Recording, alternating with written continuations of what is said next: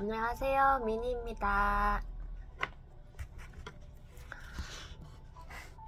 토요일 오전이네요. 오늘도 하나님 말씀을 또 말씀드리려고 또 이렇게 영상을 켜게 됐습니다. 오늘의 주제를 적을까요?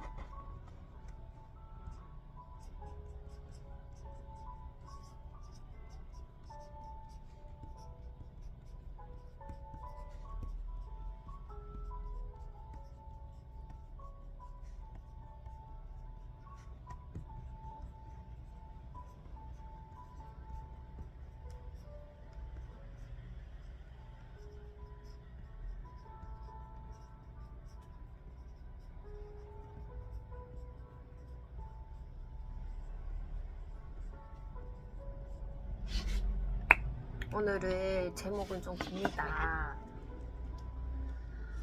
세상에서 제일 부끄러운 자가 될지라도 나 여호와를 찬양하리 라는 주제로 또 말씀을 드려볼까 합니다. 오늘은 좀 길게는 말씀드리지 않으려고 하는데 또 어떻게 될지 잘 모르겠어요. 먼저 마태복음 말씀을 보려고 합니다. 오늘은 그 유다, 예수님의 제자 중 한 명이죠. 그 유다에 대한 말씀인데요.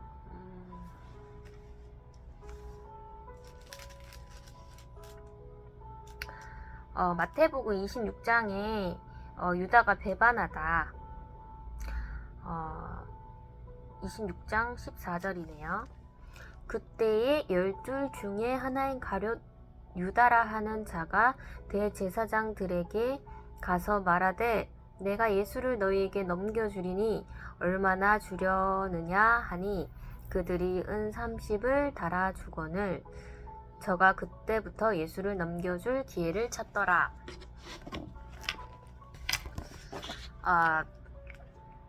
네, 먼저 말씀을 읽어보았습니다.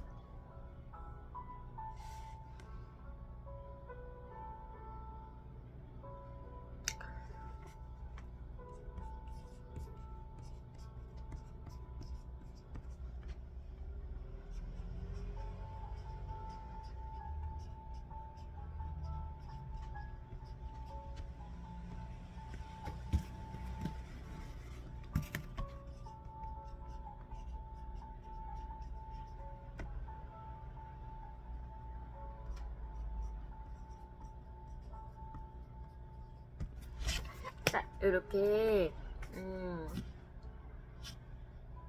하나님과 예수님 이렇게 사람들이 있습니다.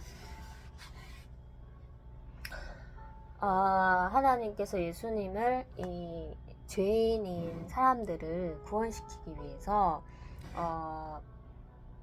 대속 제물로 삼으셨죠.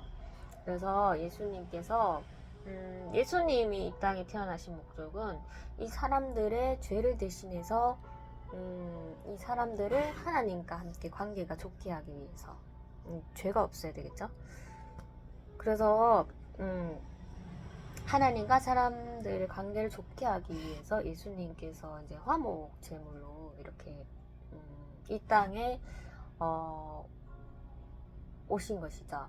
그래서 죽음은 예수님에게는 없어서는 안 될 이 죽음과 그리고 부활을 위해서 예수님이 이 땅에 오셨던 것이죠. 그래서 예수님은 30살 때쯤에 그렇게 이제 하나님의 아들로서 세례를 받고 성령을 받고 그렇게 사역을 하게 되었습니다.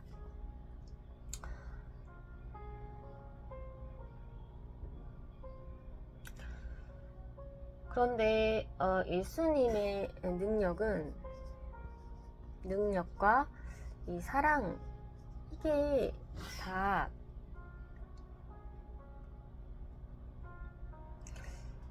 어쩌면 그 세상의 능력과 사랑과는 다릅니다. 이 세상의 능력과 사랑을 가지고 있는 사람들에게는 이 예수님의 능력과 사랑이 전혀 다른 것이죠. 그래서 예수님의 행하신 기적들, 이것은 그 세상의 능력이 아닌 것이죠. 그래서 기적들은 이제 하나님께서 받은 그런 기적들을 행하셨고, 세상의 능력이라는 것은 없는 것 같아요. 세상의 능력이 없죠. 사람들이 요구하는 그런 능력을 말합니다. 세상적 능력, 명예와 뭐 지위 높음, 아니면 뭐 재물, 아니면 무슨 이렇게 군대를 거느리는 그런 권력들, 그런 세상적인 그 파워의 그 능력을 보여주신 게 아니죠. 사랑도 같습니다. 이 사랑이 이제 하나님께로 나온 사랑인데, 이 사랑이 세상과의 사랑이랑은 다른 것이죠. 그래서 사람들은 이 예수님과 함께 함으로써 많은 사고, 관념, 가치관이 이렇게 흔들리게 됩니다. 도저히 눈으로는 보아도 그 보이는 것들에 감당하기가 너무나 어려운 것이에요, 사람들이. 그래서 사람들의 그런 다 자리 잡혀 있는 그런 관념들이 흔들리게 되면서 이렇게 반응들이 나오게 되는 것이죠.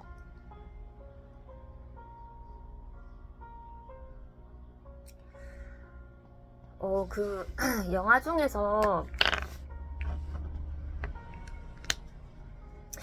막달라 마리아, 제목이 그럴 거예요. 그 마리아의 얼굴이 이렇게 나오는 그런 포스터인데, 막달라 마리아 그 여주인공이 굉장히 좀 예쁜 그런 영화인데, 거기서 이제 유다가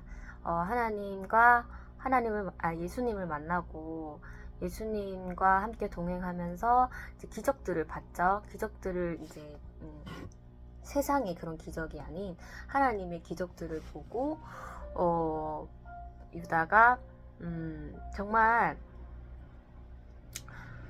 예수님을 따라다니면서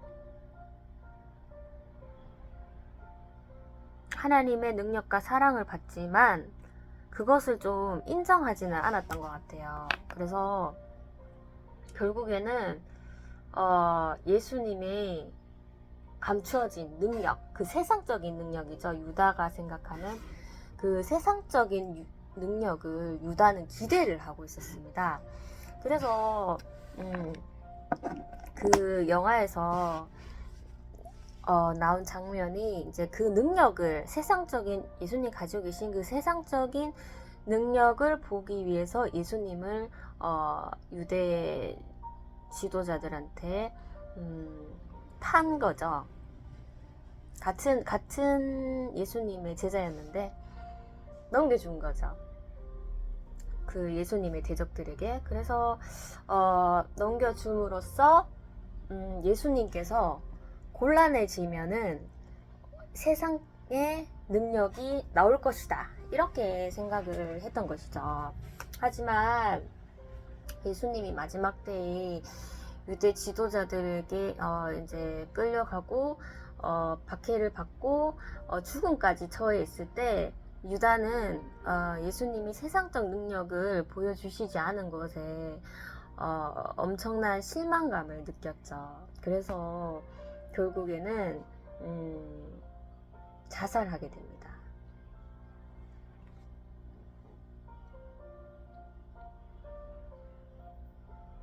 그런 스토리로 끝이 나는 거죠.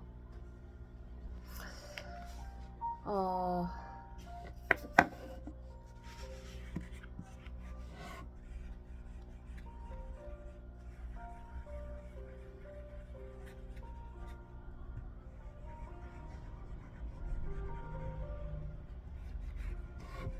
여기까지 예수님과 이제 유다의 이야기였고, 이제 예수님은 이제 그 죽음 이후에 부활하셔서 이제 하늘로 승천하시죠. 승천하시고 이제 하나님의 선택받은 자가 그 예수님의 성령으로서 예수님과 함께 하는 거죠. 그리고 지금 현 시대에서도 사람들이랑 이렇게 소통을 하고 있습니다. 그런데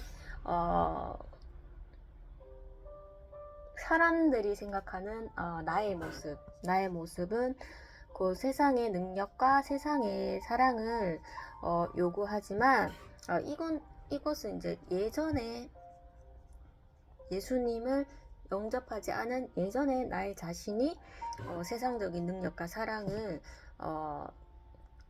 갈구하고 보여주고 그랬었죠. 그런데 이제 예수님을 인격적으로 만나고 나서는 이 예전의 나는 없어지고 이제 하나님과 관계가 좋아짐으로써 하나님의 능력과 하나님의 사랑이 나타납니다. 그러면 이 세상의 능력과 사랑을 가진 자들과 만나면 얼마나 많은 부딪힘이 있을까요? 그리고 그 사람들은 세상적인 능력을 보여주지 않는 선택받은 자를 엄청나게 미워하게 되고 실망하게 되는 것이죠. 사랑도 똑같습니다. 사랑도 오인하게 되고 의심하게 되고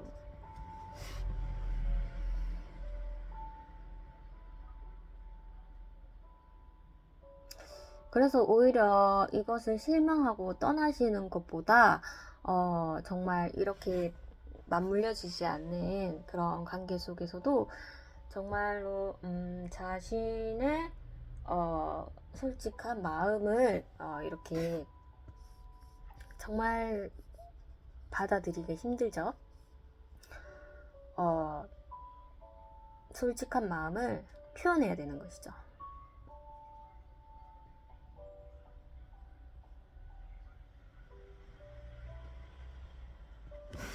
그리고 이 능력과 사랑의 의도를 결국에는 알아가야 된다는 것입니다.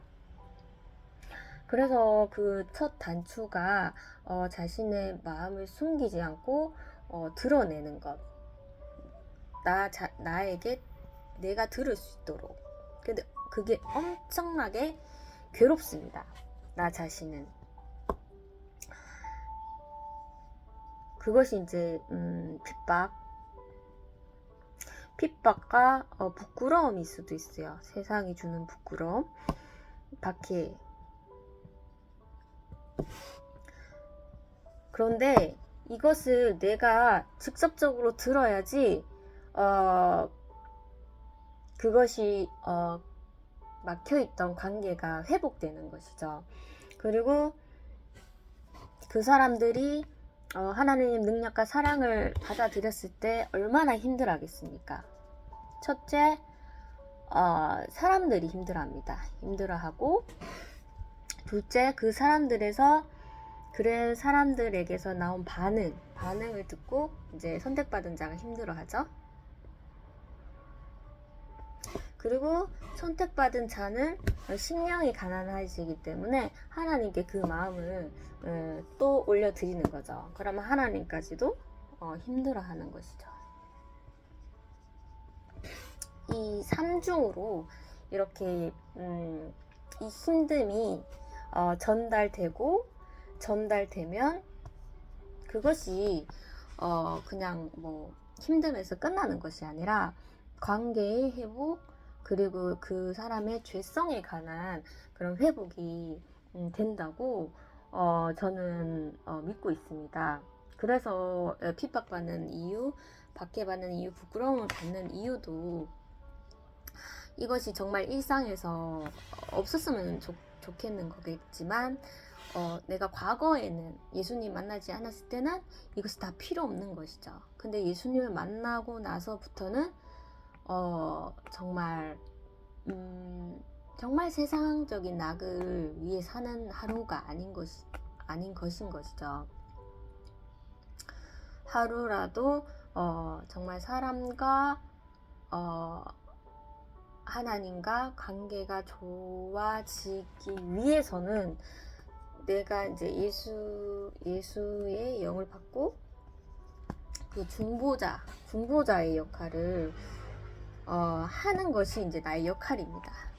내가 세상을 살아가는 이유. 그렇죠? 어쨌든 이렇게 설명을 하다가 이 화이트보드가 엄청 지저분해졌네요.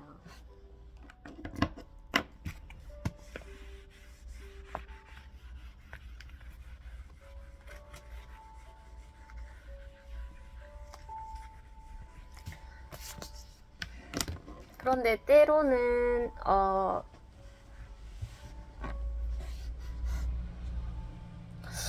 그 능욕을 받는 것은 어쩌면은 하나님이 안 보이고 정말 살얼음판을 걷는 것 같은 그것을 정말 능욕을 맞닥뜨리게 되면 진짜 머리에서 발끝까지 소름이 돋습니다. 정말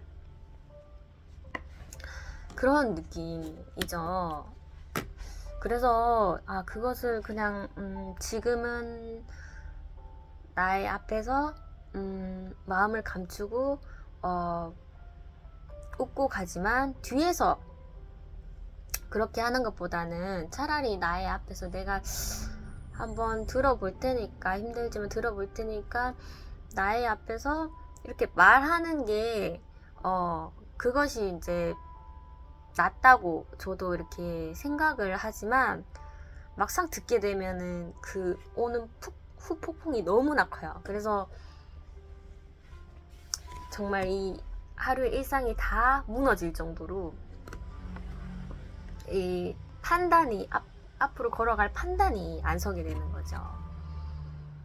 그리고 정말 세상적인 능력을 보여주지 않은 내 자신을 어쩌면 자책할 때도 있고, 이 마음이 좀 괴로운 거죠. 이게 정말 내 탓인가? 아니면 하나님이 주신 고난인가? 그렇게 또 묵상을 하다 보면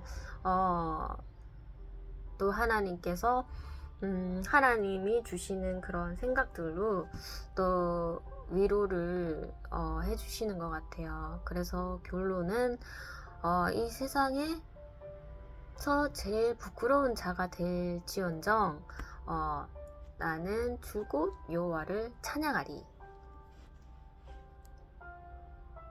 그렇게 고백을 하게 되는 것 같습니다.